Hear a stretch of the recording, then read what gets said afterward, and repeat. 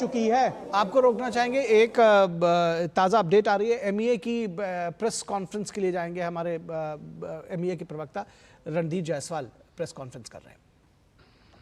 Soumya, she is in the division and looks after several countries including Kuwait.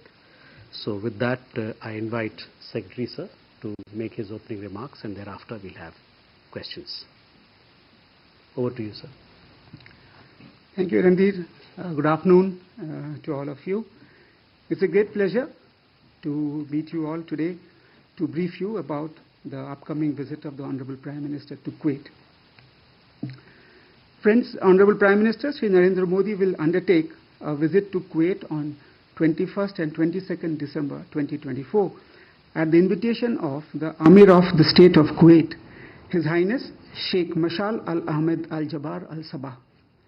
This marks the first visit by an Indian Prime Minister to Kuwait in 43 years and therefore assumes considerable significance. India and Kuwait share an age-old bond characterized by historical ties, robust economic exchanges, and vibrant cultural connections. There is excellent political relations between the two countries. Prime Minister recently met the Crown Prince of Kuwait on the sidelines of the United Nations General Assembly session in September this year. Earlier, External Affairs Minister Dr. S. Jaiswal visited Kuwait in August this year. You would all recall the Minister of Foreign Affairs of Kuwait, His Excellency Mr. Abdullah Ali Al Hayya, visited India recently on 3rd, 4th of December. Both the foreign ministers had earlier met in September this year on the sidelines of the inaugural India-Gulf Cooperation Council Strategic Dialogue in Riyadh. These recent high-level engagements and other ministerial-level exchanges have infused a fresh momentum into the bilateral relations between India and Kuwait. To further strengthen the institutional mechanism of cooperation, an MOU to establish a joint commission was signed during a recent visit of the Foreign Minister of Kuwait to India in December this year. The commission will be headed by the foreign ministers of both the countries. New joint working groups in the areas of trade, investment, education, technology, agriculture, security, and culture will be set up under the Commission. It will act as an umbrella institutional mechanism to comprehensively review and monitor the entire gamut of the bilateral relations between India and Kuwait through these new joint working groups and the existing ones in areas which include hydrocarbons, health, and in consular matters.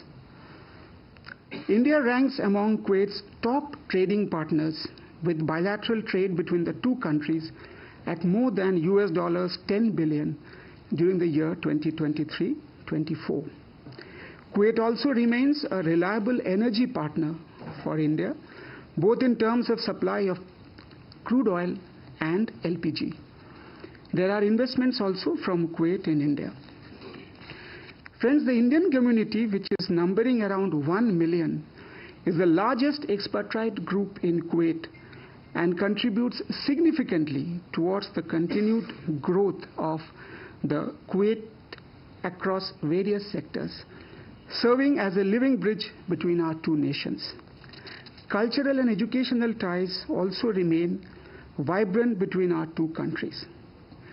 Kuwait is thus one of India's key partners in the Gulf region today.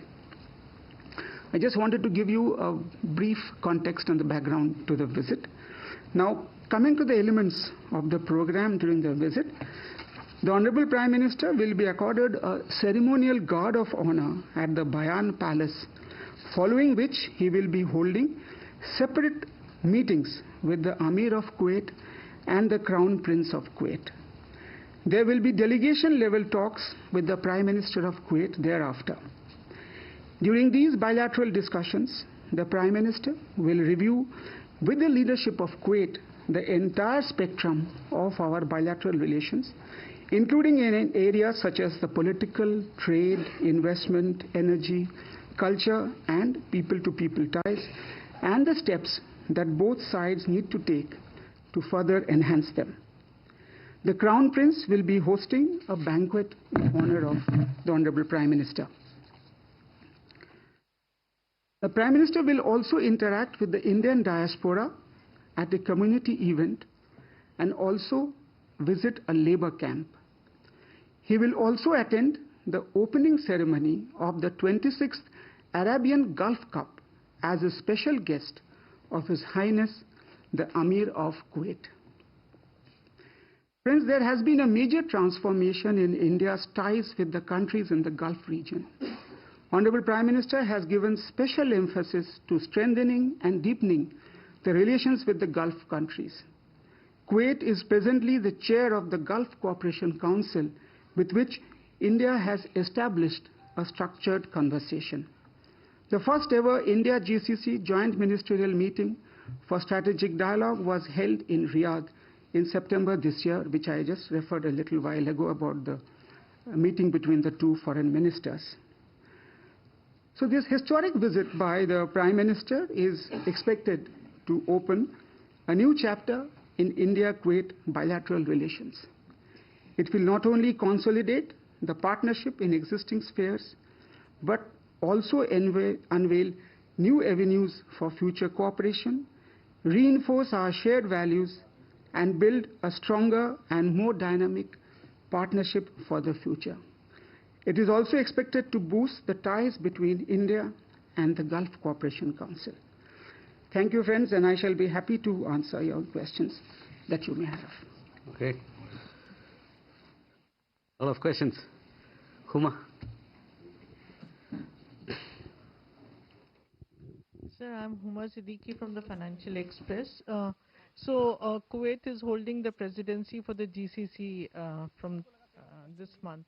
Will the India-GCC FTA feature in the talks?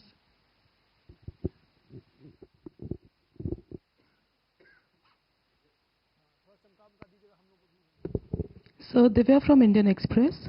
Earlier this year, there was a fire tragedy in Kuwait where many Indians lost their lives. So the Prime Minister is visiting a labor camp. Is there a concern about the condition of Indians living there, or is there anything that is being taken forward on that? So similar question as Divya ma'am asked.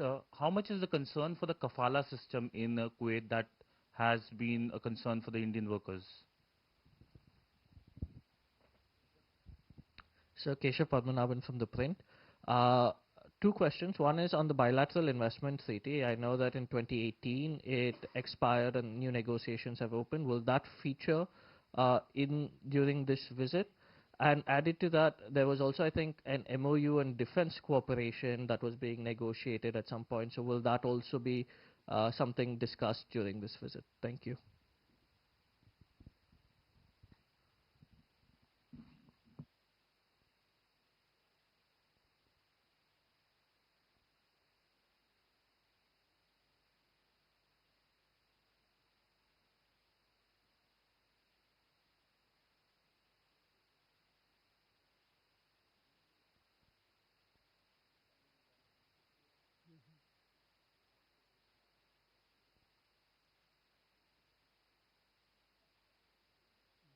First, let me come on to the FTA part of it. The FTA negotiations, we hope, will be continuing with Kuwait as the chair of the GCC. That is a process that has been going on for some time, and we hope that both sides will be able to work towards it and conclude it. Regarding the visit to the labor camp, the Government of India attaches considerable importance to the welfare of all the workers which are abroad. As I just mentioned, we have a community of around 1 million. As Secretary CPV and OIA, this is one of our priority areas that we have. So the idea of the visit of the Honorable Prime Minister to labor camp is to express that the amount of importance that the Government of India attaches to our workers who are there in a foreign country. So that is the prime purpose for this particular visit. As far as the kafala system is concerned, I will come back to that on that, because I still do not have any information or any concerns from our workers at the moment. Just give me a while, I'll just come back on that. Regarding the bilateral investment treaty, yes, the discussions are going on. The MOU on defense cooperation also, discussions are going on. We are expecting to finalize a few bilateral documents during this visit, but the discussions are still going on. Once these are done, maybe post-visit we will be able to give you greater details of that. Thank you. We have a question there, Rishabh. So earlier this year, when we lost 41 of our men in Kuwait, major questions were raised on the condition of living, and as you mentioned, Prime Minister would be visiting the labor camp also. Are we going to provide Kuwait with our concerns over the living standards of our men there? Because there have been continuous complaints that people have been placed in those labor camps and were even forced to work in inhumane conditions. So is that going to be a feature in the talks? Mayanksha. Excellency, this is Mayanksha Matra. I'm an independent journalist. Sir, during this outbound visit, Prime Minister, will there be any discussion on migration and mobility? This is number one. The second part is, the Kuwait got a lot of attention, and I believe this is the first country in the Middle East region who was a part of the Belt and Road, even before it was reconstructed from Obar. And it's Kuwait who recognized China. So what sort of the strategic thing we can expect during Prime Minister visit? Thank you. Snehesh.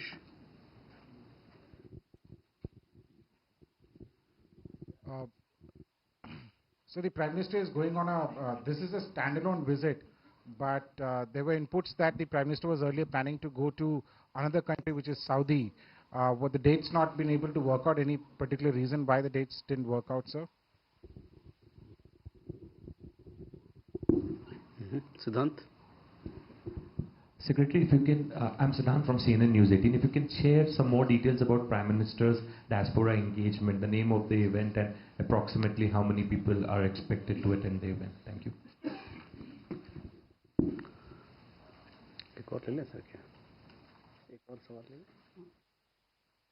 Mohan. Sir, Mohan Sharma from Bharat Express. मेरा सवाल है कि जो हमारे मजदूर भाई वहाँ पे काम करते हैं, उनके लिए जो वहाँ पे कानून है, वो उनको कहीं से भी सेफ्टी नहीं देता, और उनके पास कोई पर्टिकुलर फोरम नहीं है जहाँ पे जाके वो अपनी शिकायत कर सके और उनके शिकायत का समाधान हो सके। जी।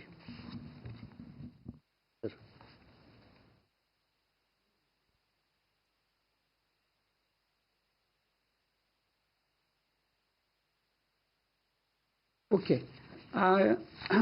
I start with the issue on migration and mobility and other labor issues. See, we have a mechanism called consular dialogue between India and several other countries.